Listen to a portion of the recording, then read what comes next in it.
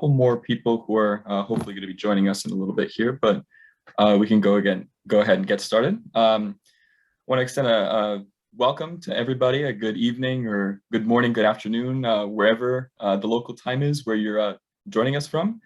I'd like to extend a welcome to our tonight's program, which is Bringing Healthcare to Lake Forest, Past, Present, and Future. My name is George Sigayev. I'm the Public Programs and Visitor Services Coordinator at the History Center of Lake Forest, Lake Bluff. And we're very happy and excited for you all to join us for tonight's program. So I'm going to run through a couple different Zoom preferences before we get started to make this viewing experience the best it can possibly be. If you are attending this program, if you look in the top right section of your screen, there'll be a view button that you can click on. If you go ahead and click speaker view, that'll make the best presentation perspective for you to watch this program. In addition to selecting speaker view, if you want to go ahead and click full screen, that'll also make the presentation a little bit easier to watch. We do ask that you keep your microphones muted for the full duration of the presentation, just to not interrupt any of our panelists during their talk. In addition to staying muted, we also ask that you please keep your vocal questions until the very end of the presentation. We will be having about 15 minutes of questions and answers at the very end of the presentation. So if you do come up with a question and want to ask one of our panelists, you can wait until the very end to do that. Also, you can use the chat function down at the bottom of your screen if you wish to type out a question. If you go to the chat section and you select History Center, that is me. I will be monitoring all those questions that come in. So once we reach the questions and answers portion of the program, I can go ahead and read those out for our panelists. In addition, this program is being recorded and will be available to view following its conclusion on our YouTube channel. So if you go to youtube.com and type in History Center of Lake Forest, Lake Bluff, it should appear sometime later this evening or sometime tomorrow. I also want to extend a very warm thank you to Maddie Dugan for continuing to sponsor online Zoom programming for the History Center of Lake Forest, Lake Bluff. Through this very tumultuous time where we are meeting together on Zoom, we just want to extend our thank you to her for making all this possible. So with everything out of the way for there, I'd like to pass it over to our Executive Director at the History Center of Lake Forest, Lake Bluff, Carol Summerfield. Well, thank you, George, and welcome all. I am going to do a brief introduction of each of our speakers, and then they will run through their programs as George explained without interruption, and then we will moderate a question and answer at the end. So first up will be Laurie Stein, who is the Deputy Director and Head of Curation at the History Center. She has researched, written, and curated more than 30 exhibits at the History Center, and in the past year, her work has won awards, an award of excellence from the Illinois Association of Museums, and she was shortlisted for a global prize for museums and heritage for her digital exhibit on COVID. As an expert on the art archival collections, her knowledge helps us build interpretive programming and materials like the one you will see tonight. She holds a master's degree in historical administration from Eastern Illinois University and a BA from history in the ever popular Oberlin College. Maddie Dugan will follow, and Maddie Dugan is a board member of the History Center and a longtime contributor to many Lake Forest institutions. She was born at Lake Forest Hospital and therefore has personal experience about what she is talking about tonight. And she also started as a volunteer in 1965. She joined the women's board at the hospital in 1977 and currently serves as the chair of the Patient Family Advisory Council. And Maddie did not put this in her biography. Maddie was honored with an Eye Care Award from Lake County Cares, and the president of the hospital at the time said that Maddie illustrates the value of volunteerism and exemplifies the hospital's commitment to quality and compassionate care. And we at the History Center, who value her as a board member, have found the same thing to be true. And then finally is Dr. Jeffrey Kopin. He is the Vice President of Operations and the Chief Medical Executive of North and Northwest regions of the Northwestern Medicine Lake Forest Hospital, NMLFH. Dr. Kopin received his MD from the Feinberg School of Medicine at Northwestern University in 1984 and received residency for internal medicine at NU's McGaw Medical Center in 1987. He is a board-certified physician from the American Board of Internal Medicine. I would like to welcome all of our speakers, and I will turn it over to Laurie to begin the program. Okay, thank you so much, Carol. So I'm going to start not quite at the beginning, very early on in our history. So for the early residents of our area in the 1840s and 1850s, the closest medical care could be miles and thus hours, right, away to the north or the west or the south.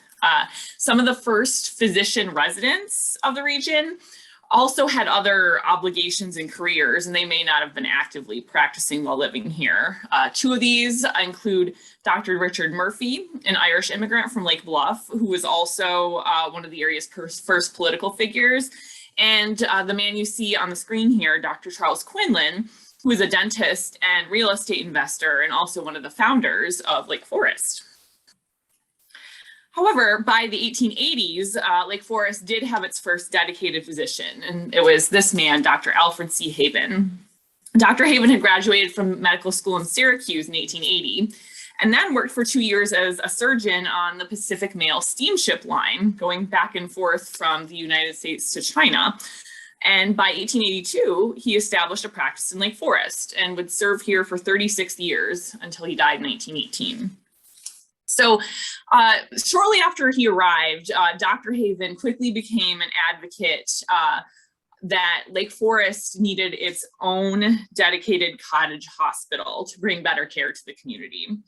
The cottage hospital movement had started in the early 1800s in England and was designed to bring access to medical care to rural and semi-rural populations, which Lake Forest really was then, building small facilities that could deal with local emergencies and give local physicians a separate sort of controlled environment to attend to patients they were familiar with, whose care might suffer if they were referred or transported farther afield.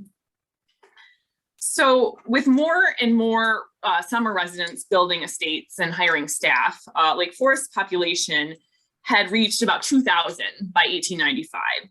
And interest in the promotion of public health was a backbone of the progressive era reform of the period. Unfortunately, Lake Forest had no shortage of philanthropic residents, which continues today.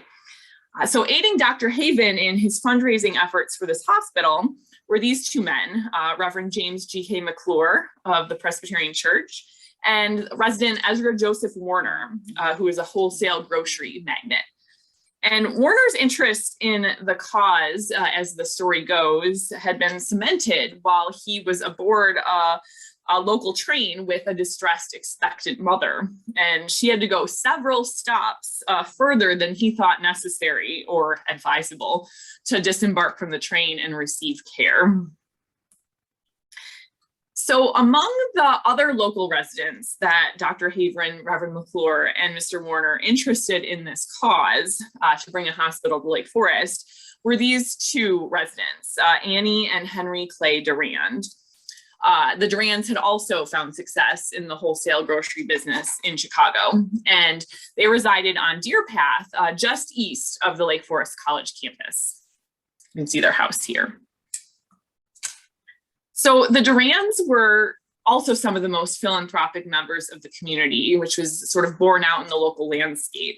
Henry Clay Durand was the president of the board of trustees at Lake Forest College, and he and Annie were the benefactors of several campus buildings, including Lois Durand Hall, which was named for Henry's mother, the Durand Art Institute, and Durand Cottage at Lake Forest Academy.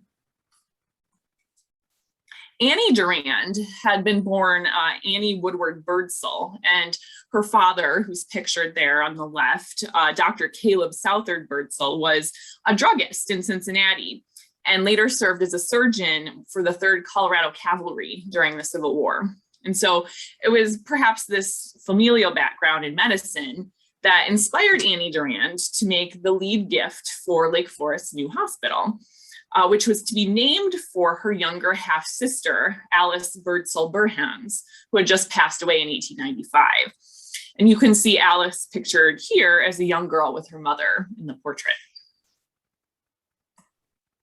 So in August of 1898, Annie Durand made a proposal to the Lake Forest College Board of Trustees to build a hospital on a strip of land between two ravines on campus, which was known as the Camel's Back. And you can see the hospital site circled in red here. The shape of the landscape does sort of resemble the hump of a camel. And Annie Durand would have known the terrain very well, as it was just across the ravine from her own house. And two of the other Durand's building donations, the Art Institute in Lois, are also pictured right in that part of campus, just to the west. So Charles Frost and Alfred Granger, who had also designed several other turn-of-the-century buildings in Lake Forest, including the train station, City Hall, Lois Hall, were also the architects of this new hospital. And their Tudor-inspired English cottage design was sort of exactly in line with the tenets of the cottage hospital movement. So you can see it here in Alice Home Hospital. And the building had 3 floors and had heavy cross beams, originally painted green, which sadly we can't quite see in the picture. But on the ground floor were wards, an office, reception room, dining room, and a kitchen. The second floor also had wards, but it also had private rooms and a modern operating room. And the third floor had rooms for some of the hospital help and staff. So the building was meant to look and feel very home-like rather than institutional. The interior decoration was very warm and healing. You can see the ruffled curtains, the fireplaces, vases of flowers, portraits on the wall, including one of Mrs. Durand herself. However, it was also designed to be an up-to-date hospital facility. It had steam heat, had electricity, and other community donors helped outfit it with the most modern equipment. The McCormick family financed this operating room, and the Swifts, the Smiths, the Farwells, the Warners, and the Cummings families funded some of the surgical and sterilizing equipment. Mary Baker apparently purchased the most comfortable beds, springs, and hair mattresses, which you'll see in just a minute there. So this building was not quite complete yet, but was complete enough apparently in February 1899, when it became necessary to use the new contagious ward at the hospital for a case of scarlet fever from a student at Ferry Hall who moved into the ward with her private nurse and stayed there for 6 weeks while she was convalescing. The second case in April was also scarlet fever. And then third in May was the first surgical case, a bone problem in the left thumb that was operated on. And then finally, by the end of May, the first baby had been born at Alice Home. Mrs. Martin Ringdahl had an 8.5-pound girl. So to transport patients who might need it to the hospital, a horse-drawn ambulance was funded by the larger community. It was made by hand, taking about 4 months to build, and was kept more centrally located in town at C.G. Wenban's livery stable on Deer Path. So the first major challenge for the new Alice Home Hospital came just a few years later when an epidemic of scarlet fever broke out in Lake Forest. So this wasn't just a couple isolated cases, this was over 100 cases all at once. And scarlet fever, of course, is a bacterial illness. It develops in some people who have strep throat, most commonly in children, and can feature a bright red rash that covers most of the body, along with a high fever. Of course, now it's very treatable with antibiotics, but then severe complications could develop, could be fatal, and of course was very contagious. So this 1902 to 1903 epidemic saw 108 cases in town. And in February, as you can see from this proclamation of the Board of Health, it was serious enough that the town had to close churches and meeting halls, and they put a quarantine in place between the campus and the town to try to avoid intermixing cases. Patients who came down with scarlet fever had to quarantine for 4 weeks, and Agents of the Board of Health, including Dr. Haven and others, would go from house to house disinfecting rooms and burning things in the rooms that couldn't be disinfected, like mattresses. At one point, even with the new hospital, there were so many cases in the community that the mayor of Lake Forest offered up a cottage on his own property as an extra hospital. So this experience going through this epidemic convinced Dr. Haven and others that Alice Home Hospital's small contagious ward wasn't enough for the community, that they needed, in fact, a separate isolated contagious hospital, which is sort of the best practice at the time, to care for patients who had illnesses like scarlet fever or just diphtheria, measles, and other contagious illnesses. The problem was the town's pocketbooks had already been stretched very thin to build this new facility they had. And Lake Forest residents were really financially carrying the hospital. You know, it had no endowment at the time. And it only charged $1 a day for Lake Forest college students to use its services, and $2 to $3 a day for all other patients. And that, you can imagine, barely covered the operating costs. So one trustee, Grace Farrow McGann, helped diversify the funding sources of the hospital by arranging for a portion of the proceeds from the increasingly popular Lake Forest Horse Show to be directed to benefit the hospital. So you can see some photos from the horse show over the years here. It was first held at Ferry Field on the north end of town, and then later at the Inmuncia Club. But it was one of the premier events of the Chicago Summer Social Calendar. So it was definitely a successful fundraiser for the hospital into the 1940s. In 1905, a longtime beloved local physician first opened his practice in Lake Forest. This was Dr. Theodore Proxmire. And he would keep the community under his care for the next 50 years. At the museum in our main exhibit, we have his office sign on display. You can see a photo of it here. In his office, he apparently also had a parakeet who would perch on his pencil as he wrote. Of course, we do not have that on display, but apparently he also was very commonly would make house calls, and many people remember him sort of tearing like a madman through town in a little red roadster Buick that he had from Wenban with his wire terrier dog always riding in the back seat. So he was definitely a community fixture. Also practicing medicine in Lake Forest right around the turn of the century was this doctor, Dr. Alva Wright, who was a pioneering women physician in the region. And she largely worked in obstetrics and gynecology, as did many early female medical professionals, but she also had a general practice as well, visiting patients in their homes. So Dr. Proxmire and Dr. Wright combined forces to fund this push for a contagious hospital. Dr. Wright was the president and founder of the Lake Forest Women's Club. And the Women's Club organized the first town fair, the first annual Lake Forest Day, to help raise funds for this facility. And so this first Lake Forest Day was held in 1908 at Farwell Field on Lake Forest College's campus.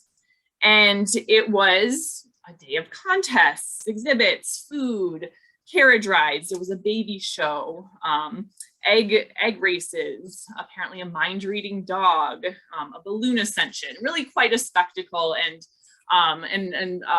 such a successful inaugural event that it continued to happen for over 100 years, right? At the time, it raised about $900 for the new contagious hospital. Incidentally, about 50 years later, in 1955, Dr. Proxmire himself was honored as the parade marshal at Lake Forest Day, the event that he helped to found. And the parade that year featured hundreds of the over 3,000 Proxmire babies that he had delivered over the years. And you can see some of them pictured here walking in the parade.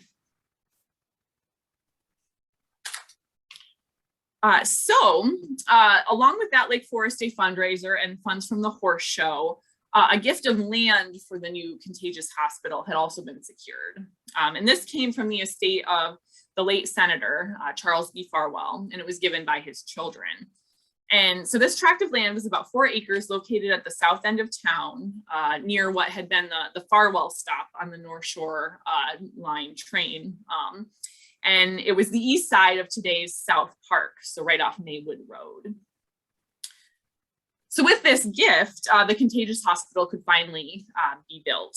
And it was for many years known familiarly by locals as the pest house, to Dr. Haven and others' chagrin, but it was completed and began receiving patients by 1912. Dr. Haven wrote an article describing its innovative design that appeared in the Journal of the American Medical Association. So there are some images from that here. So initially the contagious hospital featured 2 buildings. There was the main building and a caretaker's cottage. And it was constructed and furnished for an ultimate cost of about $20,000. It was designed by architect Charles Frost, and you can see the elevation sketch here. In his article, Dr. Haven emphasized the hospital's secluded location, that it had spacious grounds. I had a nice large east frontage getting lots of sunlight in the morning, and it had a 1-story, very spread out layout. So each ward of the contagious hospital had doors to the outside, but the wards were not necessarily connected to each other, which allowed for sort of the maximum isolation of contagious patients. The floors were apparently made of cement and with hose connections for cleaning. Doctors and nurses had separate rooms for, exchanging clothes and bathing.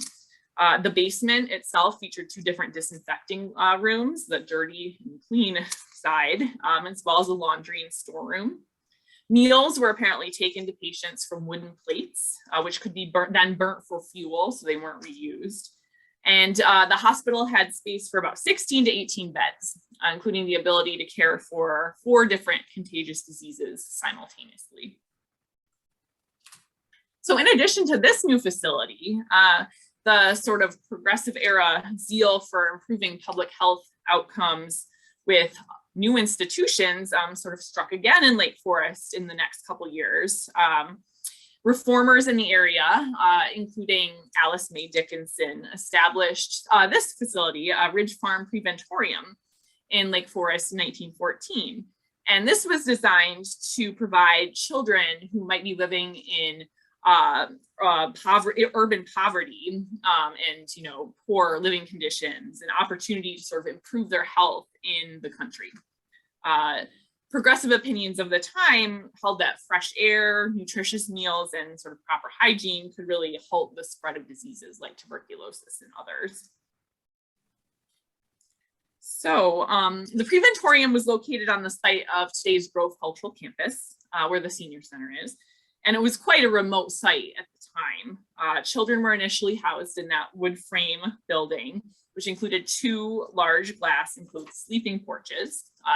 About 85 children annually would go to Ridge Farm, ages 8 to 15. They would stay an average of 8 to 15 months while sort of getting their weight and health back up. And they would spend hours and hours outdoors. Windows were open almost all throughout the year. The facility had vegetable gardens as well as an on-site school for the children. What you see here in 1927, architect Edwin Hill Clark drew up plans to expand the Ridge Farm campus, which gave us Sterling Hall, which was initially a dormitory, and Dickinson Hall, a dining facility, which of course stand to this day. So by the later years of the 1910s, we were seeing situations that were starting to stretch the healthcare facilities in the community and the staff of those facilities to their limit. In 1918, the Alice Home Hospital was in the midst of undergoing an expansion, which had to be put on hold due to World War I. Dr. Haven passed away that year, and Dr. Proxmire, while still nearby, was focused on other duties as commander of the hospital at Fort Sheridan due to the war. And Fortunately, the community had a new resident physician, pictured here, the distinguished surgeon Arthur Dean Bevan, who is also a professor at Rush and on staff at Presbyterian Hospital. So between the two hospitals in 1918, Lake Forest had somewhere between 32 and 40 hospital beds. However, by the end of that year, the unprecedented influenza pandemic, it struck locally in late September, filled all of those beds and then some.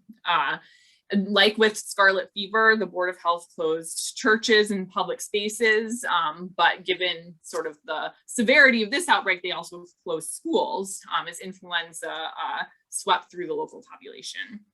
And in this instance, it was the president's house on Lake Forest College campus that was appropriated as an auxiliary hospital. So through this influenza pandemic, Lake Forest, which had a population of about 3,500, had over 1,000 cases of influenza, and residents, there were at least 25 residents who passed away, most of whom were between the ages of 20 and 40. You can see some of their obituaries circled here in the Lake Forester. So this pandemic laid bare some of the issues that existed in the local healthcare system. Neither Alice Home nor the Contagious Hospital had quite enough space.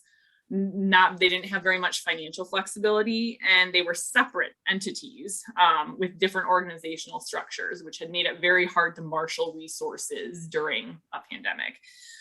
So it was just 2 short weeks after the quarantine that had been lifted that this news article that you see here appeared, announcing a plan was underway to consolidate Alice Home and the Contagious Hospital under one umbrella and to create an endowment fund. And this resulted in the Hospital Association of Lake Forest.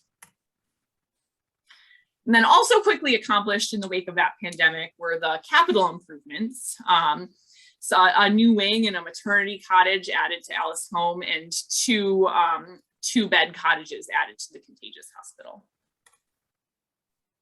Then in the 1920s, there were more additions, mostly done by architects Stanley Anderson and James Tickner, who in 1925 built this facility on the lower left, the Catherine Bradley Nurses Quarters, which was named for the longtime matron of Alice Home, which had 15 bedrooms for nurses. Of course, in that period, nurses were typically unmarried women for whom locating housing in Lake Forest was a bit challenging, and boarding right next to the workplace was convenient given their hours as well. So to wrap up my section here, I'll just talk a little bit about what happened to all of these facilities. During the 1920s and 1930s, the Contagious Hospital was not used quite as much, but most commonly it would have been for something like scarlet fever. Mostly not epidemics, but just localized cases. And so as treatments improved and drugs and antibiotics like penicillin started to become available, the need for this sort of separate space lessened considerably. The Contagious Hospital had fewer and fewer patients, closing by 1941. So the Contagious Hospital facility during World War II was actually turned over to the local Office of Civilian Defense for naval personnel housing. And then later it was converted to apartments, lasting until at least the 1970s before being demolished. And then the land was deeded back to the city and incorporated into South Park. Then Ridge Farm, of course, we know that faced similar a transition with the threat of contagious disease lessening. And so by the mid 1900s, it had been acquired by Grove School, which was a school for children with special needs. And then by 1997, the city of Lake Forest acquired the property and turned it into the cultural campus. Then our next speaker will cover the transition from Alice Home to the first Lake Forest Hospital. But what you see here are a few newspaper photos of the Alice Home building from the 1960s.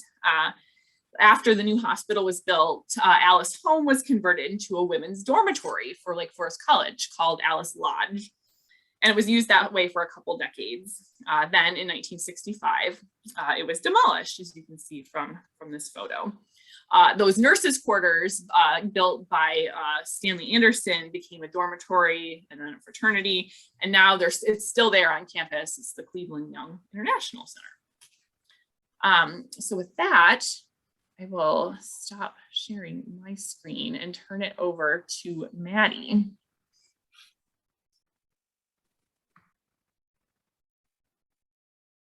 Wonderful. Hello, everybody. Thank you for joining us tonight on a subject near and dear to my heart. As Laurie previously stated, in 1938, the Hospital Association of Lake Forest, which was formed in 1921, realized the need for a new hospital in another location because the Lake Forest College campus could not accommodate a new facility. And the population of Lake Forest had grown from 2,000 residents in 1899 to 7,000 residents in 1938. The search for land concluded with my great-grandmother, Mrs. A.B. Dick, donating 24 acres of her Westmoreland farm to the Hospital Association in 1939. My mother always said that people in town questioned the location because it was so far out of town. And as a nod to the architecture of Westmoreland, the architects for the new hospital designed it to mimic the house. The house is on the left here, and you can see the curved design, which was translated into the new hospital also. People always ask me if the hospital was their home, and I just chuckle. The main house was torn down, but the barn and the houses in this picture on the right still exist off of King Muir Road, although the water tower is gone. The design for the new hospital included 41 beds, a garage, and staff apartments, and cost a whopping $566,000 in 1940. A private room cost $7 to $12 a day, and $3.50 per day for a bed in the 4-bed ward. These are some interior photographs of the new hospital. It was designed by Stanley Anderson, a local architect who designed many other homes and public buildings in Lake Forest, including Lake Forest High School. Over 300 people contributed to the building fund. Among them, Mrs. John G. Shedd donated the maternity ward. The operating room was donated by Mrs. Dick and her son, A.B. Dick Jr., in memory of A.B. Dick Sr. And one of the board members who served on the building committee, Mr. W.A.P. Pullman, wisely stockpiled building materials anticipating shortages due to World War II.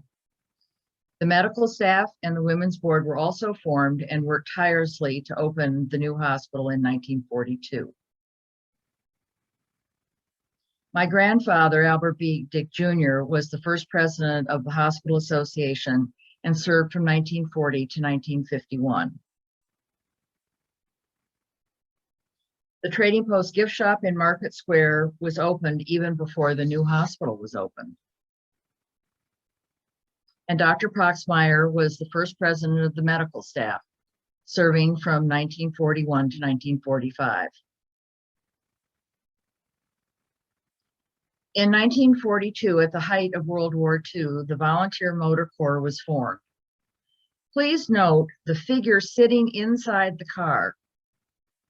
There is a story that the figure is a ghost, as people swear there was no one sitting in the car at the time the photo was taken.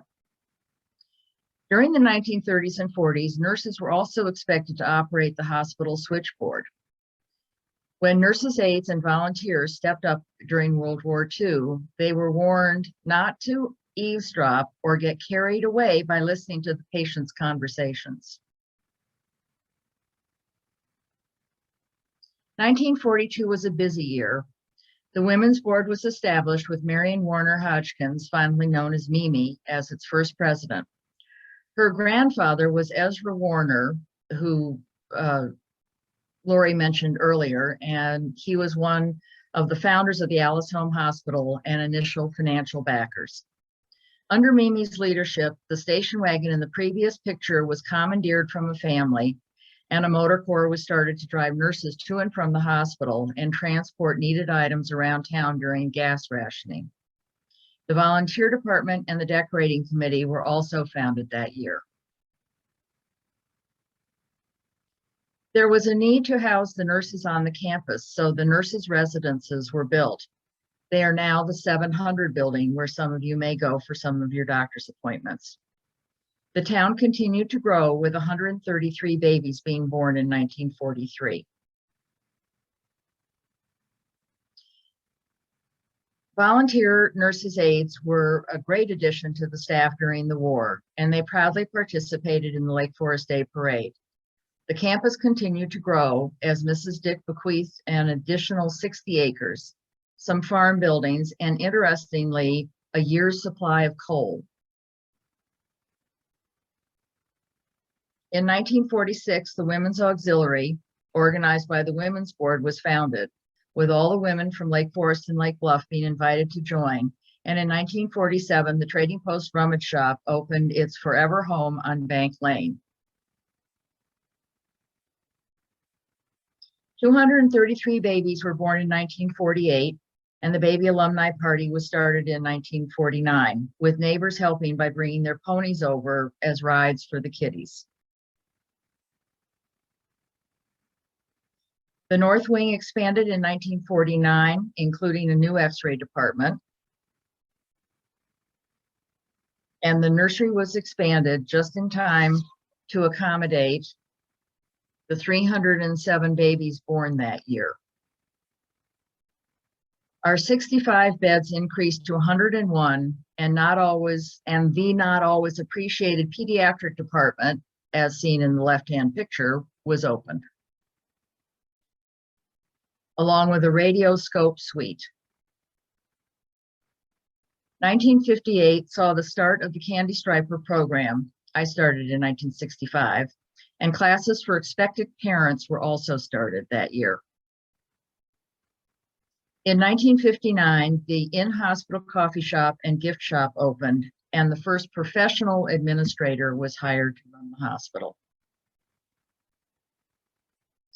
Staff and volunteers have always been trained to do double duty, as pictured here during a disaster drill in 1960. Volunteers applied fake blood, were bandaged up, and acted as victims. In the late 1970s, I lived right behind the hospital and was called on for a couple of drills, always in the middle of the night, of course. My job was to report to the coffee shop and care for the public and the press who were expected to show up looking for relatives and a good news story. The only time I was called upon for a "this is not a drill" situation was when Mike Ditka was hospitalized and we had to sequester the press in the coffee shop. Lake Forest Hospital continued to expand, adding the 3-story West Wing in 1965. Pictured here is one of the double rooms.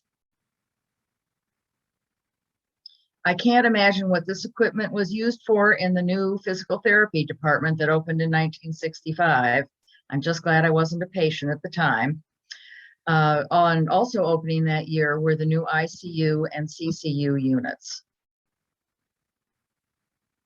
This nurse's uniform from 1967 was seen as a welcome improvement over the previously heavily starched models, but I wonder what today's staff would say. In 1967, 550 babies were born, and they tell me that this bassinet drawer was the state of the art. The drawers fed into the nursery behind the patient's head wall. In 1970, one South Wing was remodeled as an extended care unit. And in 1971, the employee apartments were built across Westmoreland Road from the Lake Forest Club, enabling employees with families to live on campus. In 1973, the Central Services Building was built and was nicknamed the Strenger Pavilion, after Marsh Strenger, who was an instrumental board member when it came to building and maintaining the buildings. The ever-expanding campus continued to grow with the purchase of 10 acres at the south end of the campus that year. In 1975, the Westmoreland Nursing Center opened, which was a wonderful facility for folks rehabbing from surgery, I was there twice, as well as becoming a residential facility complete with a beauty salon and an ice cream parlor. In 1976, the conference center was built, but didn't open until later that year. My summer Lamaze class was still being held in the cafeteria that year. In the late 70s and early 80s, a lot was happening at Lake Forest Hospital. The oncology and hematology unit opened, speech and audiology services began, the pain treatment department opened, the cytophoresis lab opened, the McGaw Medical Building was built, and the day surgery program was initiated. A computerized medical record system was put in place, the hospice program started, and combined labor, delivery, and recovery rooms opened. And last but not least, the cardiopulmonary rehab program was launched. 100 more acres on the north end of the campus were purchased, and the Vernon Hills Medical Office Building, pictured here, was opened in 1986. And not to go unnoticed, 1,800 babies were born in 1987. In 1988, the helipad opened, the north entrance road off of Waukegan Road was built, and Lake Forest Hospital was awarded the Level 2 Trauma Center designation.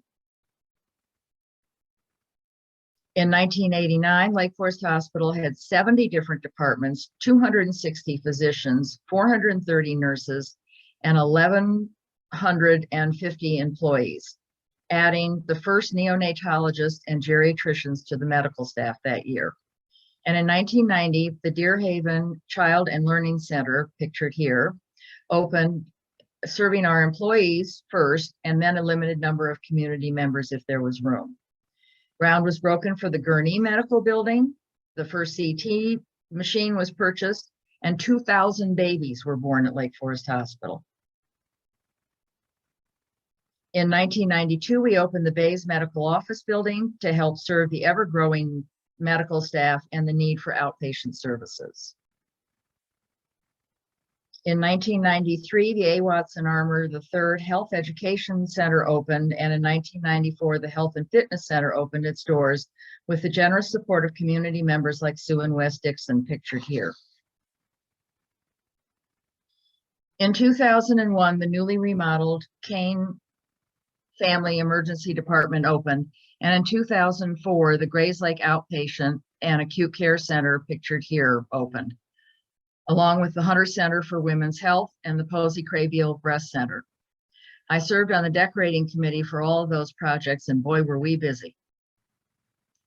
In conclusion, I would like to say that having served as a volunteer since 1965 and as a member of the Women's Board since 1997, looking back on all of this, it's really amazing to me to think about the incredible dedication to providing superior health care in Lake Forest and Lake Bluff that has been given to us by the hospital staff, directors, volunteers, and the Lake Forest, Lake Bluff community over the years. Thank you all. And now a new era has begun for Lake Forest Hospital by affiliating with Northwestern Memorial Healthcare, forming Northwestern Medicine Lake Forest Hospital. And I will now turn the program over to Dr. Kopin. Thank you. Thank you, Maddie, and thank you, Laurie, for those wonderful presentations. It's now my privilege to take us into the 21st century and what's going on with our Lake Forest Hospital. We're going to be talking about the new era in the hospital, what we have accomplished, and where we are going. Next slide, please. I was very much taken by Maddie's presentation and the knowledge that the new hospital that we built on the site that we're looking at here cost approximately 1,000 times what it cost to build the original hospital in 1941. Can I have the next slide, please? The design process that went into building the new hospital involved many members of our community. And not only an attempt was made, but a priority was given to honor the past history of Lake Forest Hospital to see to it that the new Northwestern Medicine Lake Forest Hospital would be a proper heir to what has come before it. Next slide, please. So the project scope you can see here on land that was given by the Dick family back in the 1940s. You can see what we call here the current hospital. That was actually the old hospital. And you can see the footprint of what we recognize today being Northwestern Lake Forest Hospital. We simply were able to build north of the old hospital. And as everyone knows, we were able to continue with the operations of the old hospital while we built the new hospital. The vision of the founders and generations of trustees of Lake Forest Hospital is what allowed that to occur. It is really a tremendous legacy that now goes back over 80 years. You can see here the scope of the project. We're going to have 116 acres of open space. That's after the development of the new hospital. We made a commitment to put in walking and bicycle trails. The lake, which we'll be talking about shortly, was present as a pond. We markedly increased its size. And we committed to put in lots of trees, 700 of them. And you know that we actually have done that. Rather than having double rooms, we put in 114 private rooms. And you can see here the outpatient rooms, the clinic exam rooms, approximately 500,000 square feet of new construction. All the things it takes to have a modern, cutting-edge Northwestern Medicine Hospital in Lake Forest, Illinois. The project team, after a competitive bidding process, we decided on the architectural firm of Pelley, Clark Pelley. Mr. Pelley, as everyone knows, internationally known architect, former chair of the Department of Architecture at Yale University. We were able to find incredibly talented designers to help us with our clinical space. Turner Construction took care of the contracting for construction. And then Osland and Associates did a remarkable job with the landscaping. Next, please. So on March 3rd, 2018, almost exactly 4 years ago, and I have to tell you, all of us here who were involved with the opening on March 3rd, 2018, number one, can't believe it's already 4 years, and what a 4 years it has been. But that day, March 3rd, 2018, is a day I personally will never forget. It's 6 a.m. We moved the remaining patients from the old hospital through our tunnel system over to the new hospital. And over a period of just several hours, we safely moved our patients into our new hospital, and we initiated the new era of Northwestern Lake Forest Hospital. Next slide, please. So if we look at this, this drawing of the hospital, which I'm always amazed with because it looks like what the hospital is today. If we start at the right side of the slide, we have the Hughes Pavilion. In this pavilion, we have our cancer services.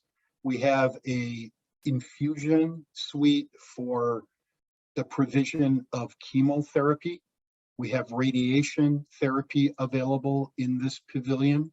We have our medical oncology, our radiation oncology, our surgical oncology, all located in this one place. And we also have various cancer services provided, including the Sunshine Boutique, which is really a lovely location for people who need to be outfitted with things like wigs during the period of their treatment. If we move over one pavilion to the Women's Board Pavilion, here we have our women's services, the Crable Breast Care Center, our Orthopedic and Neurosciences Institute, and we're in the process now of building out a pain clinic here in Pavilion B. In Pavilion C, which has the Shriver Arrival Court, this is the rotunda. This is the central access to the building.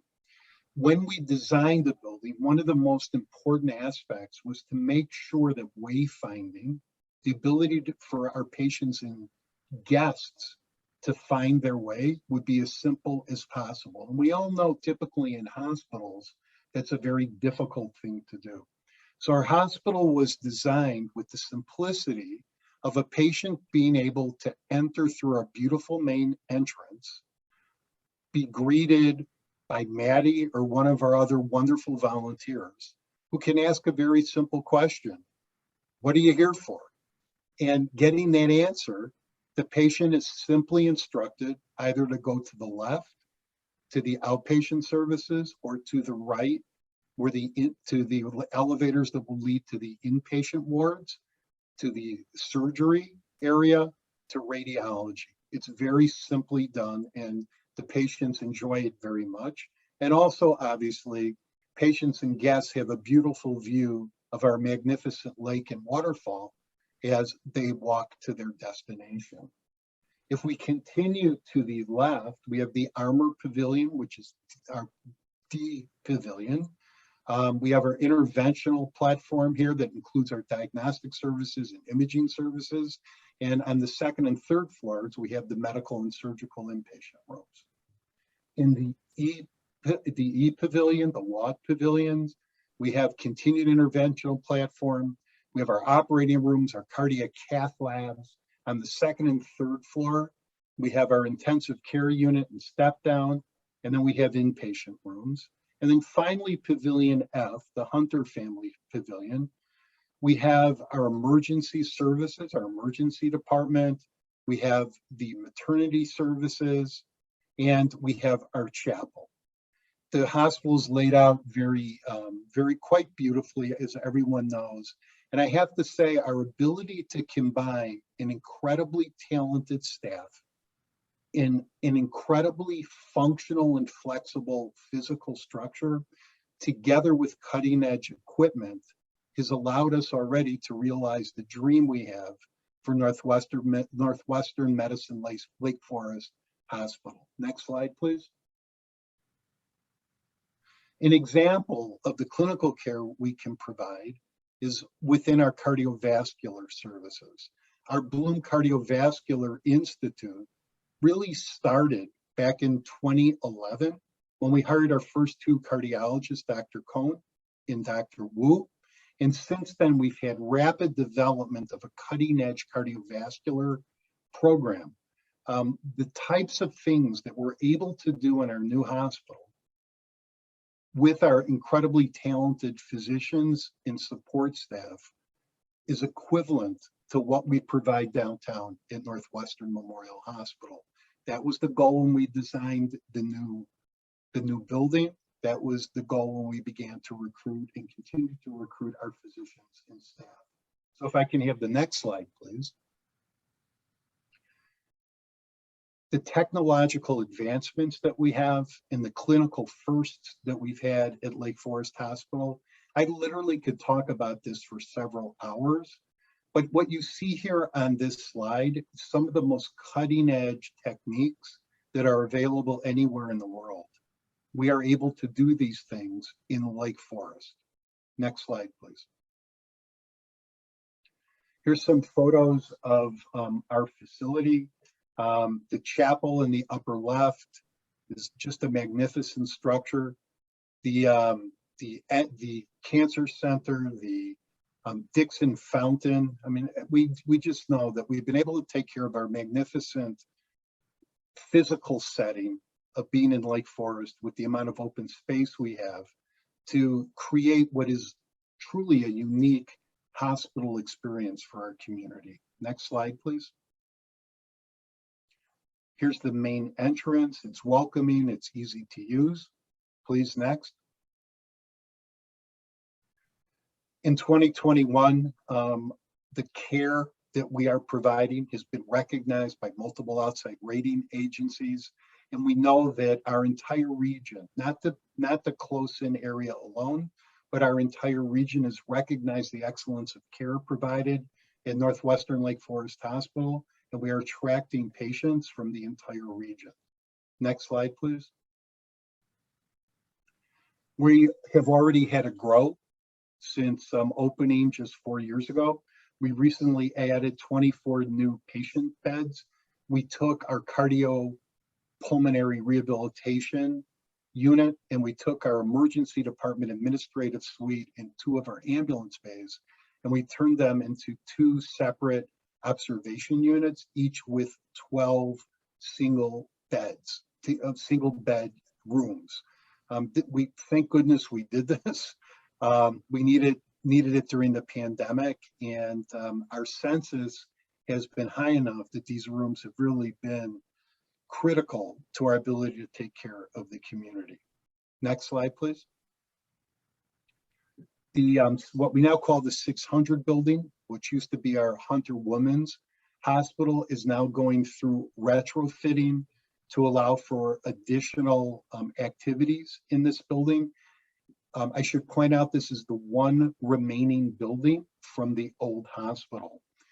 As many of you experienced when our COVID vaccines were available, this is the facility that we were able to use in an incredibly effective way to provide what I have to believe was the absolute best COVID vaccination experience anywhere in the country. We had just finished putting a new entry onto this building, and to be able to use the old labor and delivery rooms for private vaccination was really something. And I just marveled at how well this space was used during the vaccination clinic time, and how this building, which had served our community for so long as our women's hospital, was able to serve our community as our vaccination point during the COVID pandemic. Next, please. As I said, we've put in multiple walking trails, bike trails in our beautiful campus. The landscaping has really been done beautifully. The drumlins, which I learned is a fancy name for burns, are able to separate the hospital from Waukegan Road. And if I can have the next slide, please. What we committed to the city of Lake Forest, as we developed such a large parcel, was to take care of our own stormwater. And I note that it's raining out right now. Lake Forest has had problems with flooding. We certainly found that out in July of 2017 when the old hospital flooded and we needed to evacuate. We said that one of the things that we would do within the design of the hospital is be able to take care of stormwater. And we do that. And that's actually the reason that the pond was enlarged to a 6-acre lake. The hydrologists had an amazing idea to aerate the water rather than using those fountains like you'll see on some golf courses. We put in that magnificent waterfall. And you should know that there is a pipe that goes under Route 41 to the east that through a metered mechanism properly drains water when necessary from our lake into the branch of the Skokie River that runs directly east of Route 41. It's really a fascinating way to deal with the stormwater. And the next time you're on our campus, take a note, please, of the bioswales, which are the new, I guess the new name for ditches, something else I learned, that allows the water to flow from the west to the east into the lake to be handled. And if we can go to the let's see, the final slide. And if we could put on the video, please, George.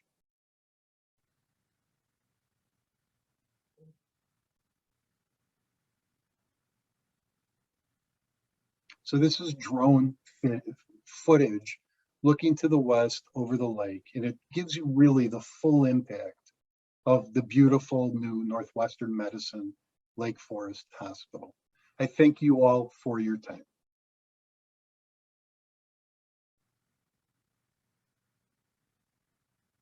Well, thank you all. That was a great program. And I'll kick off with a couple questions that I thought of during the presentation. And I'll start with Dr. Kopin. One of the things that's striking through all three presentations is how critical community support was for the hospital, both from initiating the need for it, to expanding it, to funding it, to bringing it to life. And I don't know if you could talk for a few minutes about how that role is played out during your tenure. Yeah, thank you, Carol. We could not do what we do at the hospital without the support of the community. And the support for the community is multifaceted. The design of our campus, there was lots of community input. The philanthropic community stood up in a very, very significant way. I know Debbie Saran is participating. We just passed $100 million in money raised from the community to support the hospital. I mean, that's extraordinary. There are very few communities in the country that can make a statement like that. And we're very, very thankful to Debbie and her colleagues who were so instrumental in raising the money to allow us to do what we're doing. The ability to recruit the type of physicians that we have in Lake Forest, and I just like everyone to understand, before I came up to Lake Forest 6.5 years ago, I'm a Northwestern medicine lifer, and I was involved pretty much in everything we did downtown for many, many years, including building our medical group. And one of the things I'm most proud of is we could take the medical group that we have in Lake Forest, pick them up and block and drop them in the Streeterville neighborhood around Northwestern Memorial, and nobody would know the difference. That's the quality of the medical staff that we have, and that only happens because of the amazing support we have from our incredible community. One of the things that, this is just a follow-up, and then I'll ask the same question of Maddie, but one of the things that was really striking, we just coincidentally, before the pandemic broke out, had a whole thing on pandemics and epidemics and the treatment. And one of the things that was really striking in the design for the new hospital was the ability to rotate ICU units. And I don't know if you can talk about the innovation inside in the design. I think that was one of the most compelling components of that, was talking about how much hospital design had changed. Yeah, first of all, wasn't it striking to learn about the scarlet fever outbreak? The community realized it needed an infectious disease hospital. And then thank you so much, Leslie, for teaching us about the response in Lake Forest to the Spanish flu epidemic of 1918. And, here we are more than 100 years later, and the experience of the last 2 years certainly seems similar to what our Lake Forest forebears experienced back during that time. It's remarkable how parallel, that looks. When we designed the hospital, we designed the new hospital to be flexible in our use. We had no idea what we might be confronted with in terms of the health needs of the community. And I have to tell you, I myself, who try to think through every contingency, I hadn't really thought about the possibility of another pandemic like we just lived through. So we were able to modify the way we use the hospital. And our chief nurse, Karen Mankey, is on. She and her predecessor, Denise Majeski, the incredible work our nurses did to be able to figure out how to use care spaces that were designed for one use, to be able to use it for inpatient use. It was remarkable. One of the things I was able to repeatedly say throughout the worst days of the pandemic, we were not running out of ICU beds. We have 12 licensed ICU beds in the hospital, but there was one point we flexed up to 36 ICU beds. We knew how to do that. We successfully did it, and we're able to continue to take care of the community. And if necessary, we even could have gone higher. So that it just shows how important flexibility is in the design of a hospital. Okay, so there is one follow-up question that just got asked on that. Will there be additional beds added to the current Lake Forest Hospital? Is there a new structure to be added to the campus? Yeah, so we currently are in the design phase of adding 2 new pavilions to the hospital. This was actually in the original design that was presented to the community and to the city of Lake Forest. And it was actually part of the approval that we received with the original design of the hospital. So right now it looks like we're going to add about 100 or so, hopefully a little bit more beds with the design process that's ongoing. We're hoping about 4 years from now will be the time that we'll be able to open those. That will give us the platform we really need to allow Lake Forest Hospital to provide the community with that, what I've always said was 95% of the care necessary to take care of our community here in Lake Forest, and just those few very quaternary things that would require a transfer downtown to Northwestern Memorial, things like solid organ transplants, somebody with acute leukemia. Otherwise, our goal is to be able to do absolutely everything up here in Lake Forest at the level of Northwestern Memorial Hospital, and that's extremely exciting. It's amazing. It is amazing that this is a resource in our community.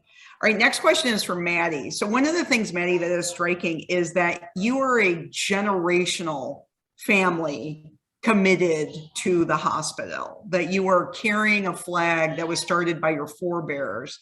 And I would love for you to talk a little about the fact that this is a multi-generational investment, that your family is not alone in that commitment to the hospital over time.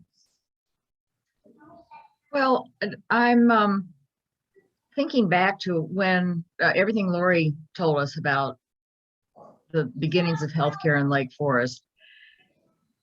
I think it's a little yin and yang. It was kind of selfish that Lake Forest residents wanted a hospital in their town, so they didn't have to go to Waukegan or to Chicago. But then they dug deep and they did the work and they raised the money to make medicine happen in their backyard. And whether they wrote checks or worked on the plans or were the nurses' aides, commandeered somebody's car for the motor pool, volunteered in the coffee shop and the trading post uptown, whatever it took, this town, towns, Lake Forest and Lake Bluff, have been amazingly supportive of the hospital in their backyard. And we're blessed. We're truly blessed. Thank you for that. All right, and then Laurie, and then we'll open up to the audience if you have questions. You know, you've had a chance to really look at the overall arch of history, 100 years of the way this hospital has functioned. What's the most striking thing to you in terms of looking at the longevity of that commitment and the way the hospital has functioned over time in Lake Forest? That's an interesting question, Carol. I mean, you know, going a little bit off of what Maddie said, you know, I think that commitment amongst the residents, you know, is fascinating to trace over time. You know, there were so many things when I was reading about the early days that I noticed about families who, you know, maybe weren't big monetary donors, but could donate a dozen eggs to the hospital, you know, donate a couple quarts of milk, you know, for the maternity ward, donate, you know, a chicken or two. I mean, and I think that, you know, we've seen that carry over time as well. But also, you know, this selfish, but also sort of being, you know, the beacon in the area for Lake Forest to have, you know, one of the first small community hospitals in the entire North Shore region. You know, there was one in Waukegan that had just been built, and there were hospitals in Chicago, but there was nothing else in between when Alice Home was built, and we saw, sort of the steps that it took over the years. By the mid 19-teens, there were 3 different healthcare facilities in this community serving different roles. And so, being sort of a model, I think is something that's stretched through the arc of time as well. Thank you for that.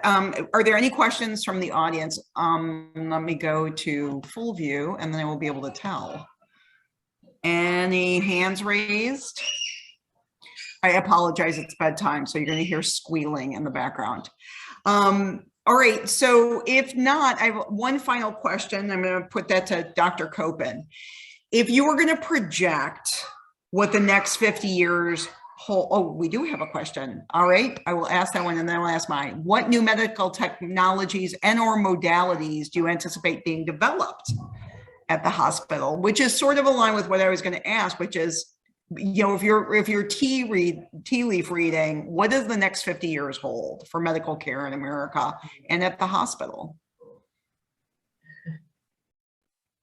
It's a wonderful question. I'll try to be concise. I think the first thing we're seeing today is collaboration between specialties. There used to be silos between different medical specialties. We don't have that at all in Lake Forest. So we will have a patient with a difficult GI problem where we will have 3, 4, even 5 different specialties involved in caring for that patient at the same time, doing a procedure that will unblock something that in the past could never be unblocked. This is using multiple different kinds of technologies, sometimes in ways that the technologies were not actually originally designed for. And that is a remarkable thing.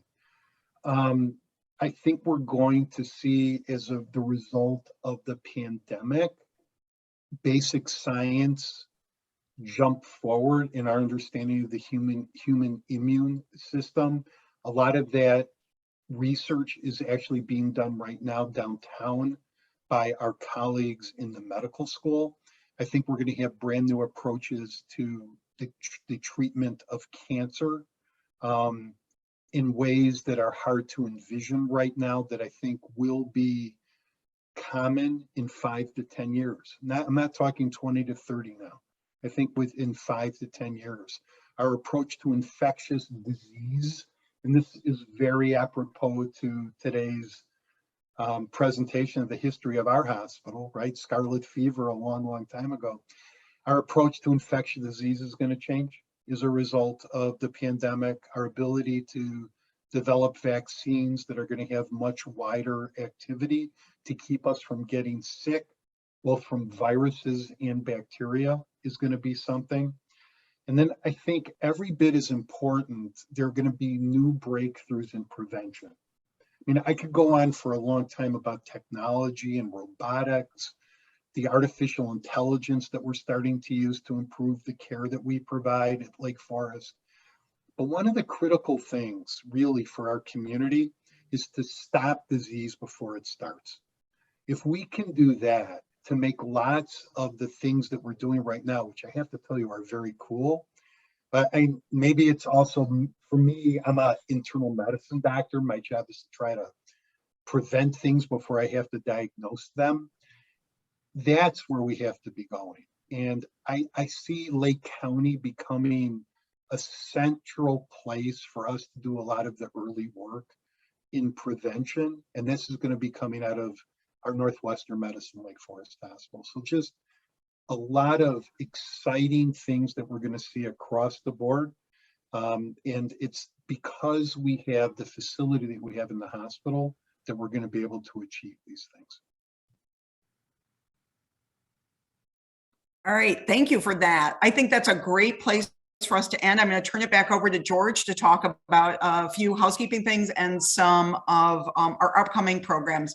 But I want to extend a personal thank you to all 3 of you. It was a really interesting presentation, super knowledgeable, and just an incredible history that I think all of us should know a little more about.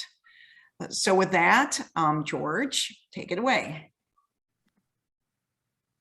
Thank you, Carol. And yes, I want to say a very warm thank you to all three of our panelists tonight for an incredible look into the fields of medicine and exploring the history of the hospital over the decades. So to end our program for this evening, I wanted to do a quick, succinct explanation for what we have in store for the History Center of Lake Forest Lake Bluff. For the time being, we still have our milestone travel exhibit in our Catherine Bell Hale exhibit hall gallery. And so that will run until the end of March. And so you have until the end of March, early April to come on by to the History Center and see our milestone travel exhibit, which talks about how travel, especially in a time such as COVID, has very specific and distinct impacts on people and how they perceive travel. Some upcoming programs that we have to keep in mind. Most of them are going to be on Zoom for the time being. Just a couple we have on February 24th. We have The World is Your Studio with Deborah McMahon Osterholtz, who details the story of her parents, Irene and Franklin Osterholtz, who were a travel reporter and a from life artist, respectively, who share some incredible stories through some artwork that Deborah presents in her new book. So if that interests you, more information can be found on our main website. Just about a week later, we have Backpacking Ambassadors with Richard Ivan Jobs, who will discuss a little bit about backpacking immigrants and travelers in Europe after the Second World War. And then something else to keep on your radar, for the first week of April, we have History of Women's Health and the Women's Board, which is once again a connection to Northwestern Medicine Lake Forest Hospital. To celebrate their diamond anniversary, their 75th anniversary, we have a program dedicated to exploring how the Women's Board impacted Lake Forest and Lake Forest Hospital, and how the history of women's health developed over the decades as well. So that's a quick look into programs that will be presented on Zoom for the most part in the future. And if you are interested in learning more about those programs, I just sent a link to our main website through the chat option. So if you want to explore those, or if you want to register, all that can be found on our main website. So once again, I want to extend a very warm thank you to all three of our incredible panelists, to Carol and to everyone else at the History Center Lake Forest Lake Bluff for putting on this incredible presentation. And I want to thank all of you for taking the time this evening to attend.